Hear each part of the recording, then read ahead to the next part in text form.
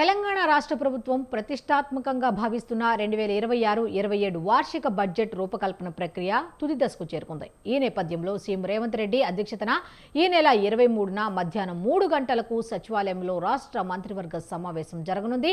Assembly budget సమావేశాల నిర్వహణ, నిధుల కేటాయింపులు, కొత్త పథకాల అమలుపై ఈ భేటీలో ప్రభుత్వం కీలక నిర్ణయాలు తీసుకోనుంది.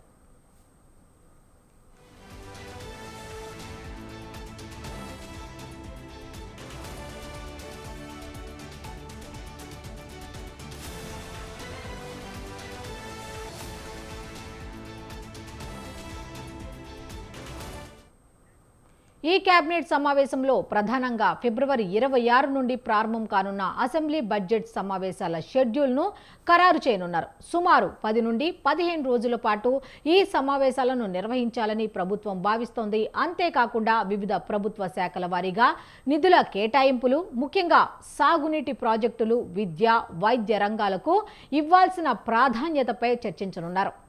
అయితే ఇదే అంశానికి సంబంధించి మా కరెస్పాండెంట్ రాణా ప్రతాప్ మరిన్ని డీటెయిల్స్ అందిస్తారు. రాణా ప్రతాప్, చెప్పండి. అసెంబ్లీ సమావేశాలకి ముహూర్తం ఖరారైన నేపథ్యంలో గత 3 రోజుల నుంచి కూడా సచివాలయంలో వివిధ శాఖలకు చెందినటువంటి మంత్రులందరూ కూడా ఆ శాఖలకు సంబంధించిన సమీక్ష సమావేశాలు నిర్వహించారు. శాఖకి ఎంతవరకు కూడా బడ్జెట్ మనం అడగవచ్చు అనే దానిపై కూడా వాళ్ళు ఒక లెక్కలు వేసుకొని ఇప్పటికే వాళ్ళు రిపోర్ట్ కూడా చేసిన నేపథ్యంలో ఈ నెల 23వ తారీఖున మొదటిగా మంత్రివర్గ భేటీ అయిన తర్వాత అందులో చాలా కీలకమైనటువంటి అంశాలను వాళ్ళు తీసుకుంటారు. తర్వాత అసెంబ్లీ సమావేశంలో బడ్జెట్ ప్రవేశపెడతారు. కాబట్టి ఈసారి వ్యవసాయ రంగానికి అధిక పీట వేయాలనేసి కూడా భావిస్తున్నట్టుగా మనకు సమాచారం అవుతుంది. పెండింగ్ లో ఉన్నటువంటి అన్ని బిల్స్ ను క్లియర్ చేయడమే కాకుండా అధిక కొత్తగా ప్రవేశపెట్టాలనుకుంటున్న పథకాలకు కూడా రంగం సిద్ధమైనట్టుగా మనకు సమాచారం అవుతుంది. ఈసారి మాత్రం వైద్యంతో పాటు విద్య పైన కూడా ఎక్కువగా ఫోకస్ పెట్టినట్టు తెలుస్తుంది. వ్యవసాయం పైన కూడా పూర్తి స్థాయిలో ఫోకస్ పెట్టినట్టుగా తెలుస్తుంది. రైతు భరోసాకు సంబంధించి ఉన్న దీంట్లో కూడా ఎంతవరకు అకౌంట్ లోకి పూర్తిగా జమ చేయాలన్న దానిపై కూడా వారు మాట్లాడబోతున్నట్టు తెలుస్తుంది. దాంతోపాటు ఇటు స్పోర్ట్స్ సంబంధించినటువంటి దానికి కూడా ఈసారి బడ్జెట్ అలొకేషన్స్ లో ప్రాధాన్యత ఉంటది అనేది కూడా వారు చెప్తున్నటువంటి నేపథ్యం అయితే కనపడుతుంది. సో ఈసారి అన్ని రంగాలకు సంబంధించినటువంటి వారిని కూడా ఆలోచనలు దృష్టిలో పెట్టుకొని ఖచ్చితంగా అలొకేషన్స్ ఉంటాయనేది కూడా వారు భావిస్తున్న నేపథ్యంలో దాని దగ్గరగా అసెంబ్లీ సమావేశాలు ఈసారి చాలా వేడిగా ఉండబోతున్నాయి. సో దాని దగ్గరగా సమాప్తమవుతున్నారు. సో 15 రోజులు అనుకుంటారు కాబట్టి అట్లీస్ట్ 10 రోజుల పాటు కూడా అసెంబ్లీ సమావేశాలు నిర్వహించాలని కూడా వారు భావిస్తున్నారు. 28వ తారీఖున బడ్జెట్ ప్రవేశపెడుతున్నారు కాబట్టి బట్టి విక్రమార్క ఆయన ఆర్థిక మంత్రిగా ఉన్నారు, ఉప ముఖ్యమంత్రిగా ఉన్నారు, ఆయన ప్రవేశపెడతారు కాబట్టి చూడాలి ఏ శాఖకి ఎంతవరకు కూడా వాళ్ళు ఈసారి అలొకేషన్స్ అనేది జరుగుతుందని కూడా మనం వేచి చూడాల్సిన అవసరం ఉంది. రాణా ప్రతాప్, బేసిక్గా చూసుకుంటే ఆంధ్రప్రదేశ్లో శాసనసభ సమావేశాలు అనగానే ప్రతి ఒక్కళ్ళకి బడ్జెట్ కన్నా కూడా జగన్ వస్తాడా రాడా అన్న దానికైతే తెరపడింది. నెక్స్ట్ ఇప్పుడు తెలంగాణకు సంబంధించి కూడా బడ్జెట్ సమావేశాలు కాబట్టి కేసీఆర్ కూడా సభకు వస్తారా రారా అనే దాని మీద కూడా కొంత రకంగా ఆసక్తి అయితే ఉన్నట్టుగా తెలుస్తుంది కదా, దీని మీద ఏం చెప్తారు?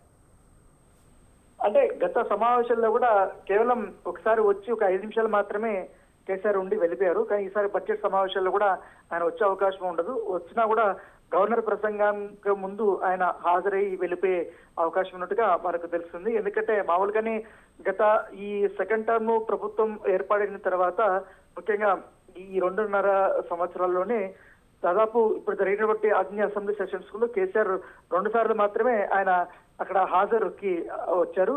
తర్వాత ఆయన ఎక్కడ చర్చల్లో కానీ పాల్గొనలేదు. ఆయన తరఫున అక్కడ ఇప్పటికే హరీష్ రావు గాని, కేటీఆర్ గాని, ఇతర సీనియర్ గతంలో పనిచేసినటువంటి నాయకులు గాని వాళ్ళు మాత్రమే ప్రసంగించారు. సో ఈసారి కూడా ఆయన బడ్జెట్ సమావేశాలకు పెద్దగా హాజరే అయ్యే అవకాశాలు చాలా తక్కువగానే చెప్తున్నారు. అయితే గతంలో కేసీఆర్ ప్రెస్ మీట్ పెట్టి ఇక మీద నుంచి ప్రభుత్వం మీద మేము దుమ్మెత్తి పోస్తూ ప్రభుత్వం మీద ఖచ్చితంగా మేము పోరాడతామనేసి ఆయన చెప్పారు. ఇక మీదట ప్రజలతోనే ఉంటారు, ఎక్కువగా ఉంటారని చెప్తారు. కాబట్టి ఈసారి జరిగే బడ్జెట్ సమావేశాలకు ఆయన పాల్గొంటాడో లేదో కూడా ఒక ఆసక్తికరమైన పరిణామాన్ని చూడొచ్చు. ఒకవేళ ఆయన హాజరైనా అవ్వకపోయినా కూడా ప్రభుత్వం తమ అలొకేషన్స్ అనేది ఒక్కొక్క శాఖకి ఎంతవరకు ఇవ్వాలన్న దాంతో కూడా వారు ఆలోచిస్తున్నారు. దాంతోపాటు ఎన్నికలు కూడా రాబోతున్నాయి కాబట్టి ఎంపీటీసీ జెడ్పీటీసీలు కూడా జరపాలి కాబట్టి దాన్ని దృష్టిలో పెట్టుకుని ప్రభుత్వం ఆ తరహానే ఈసారి పూర్తి స్థాయి అలొకేషన్స్ అయితే జరిగే అవకాశాలు కనపడుతున్నాయి. Okay, thank you Rana Pratap.